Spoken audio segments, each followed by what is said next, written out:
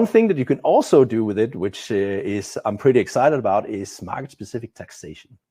So in the States, for example, you'll have different sales tax in different states, right? 1% for one state, another percentage for the next. And you can actually use the system to support that in a pretty clever way, if I do say so myself. The idea is essentially, let me go to Ucommerce instead here, is to create a new price list. We'll use US dollars again.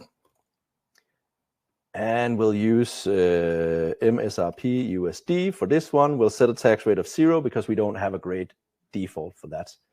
Now I can go to my base USD here, my MSRP USD, and I can I can add my products from before. So we'll just do, we'll add some products here, and we'll just be real quick about it, add a bunch.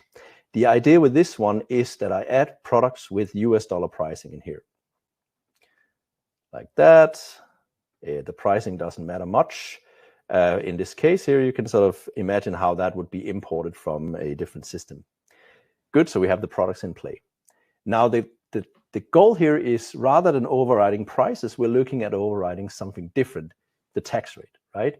So when I create a new price group here, let's call it Massachusetts, right? And we can set a tax rate of 6.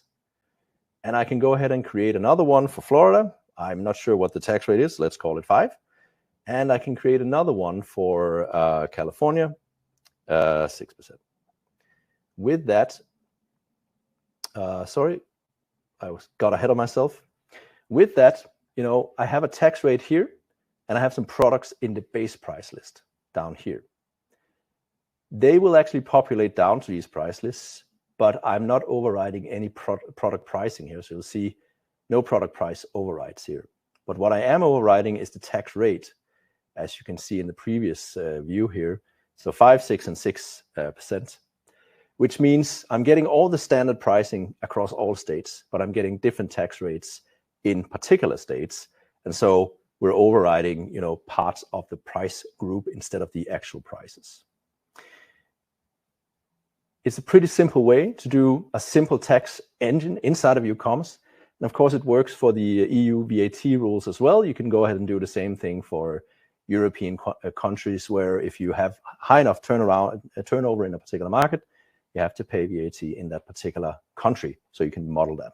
So I'm pretty happy about that. It's kind of cool. This is basically, you can override any aspect of the tax of the price group. It doesn't have to just be the tax rate. It can be any dimension on the price group. So there's a lot of interesting scenarios that will start to play out very soon.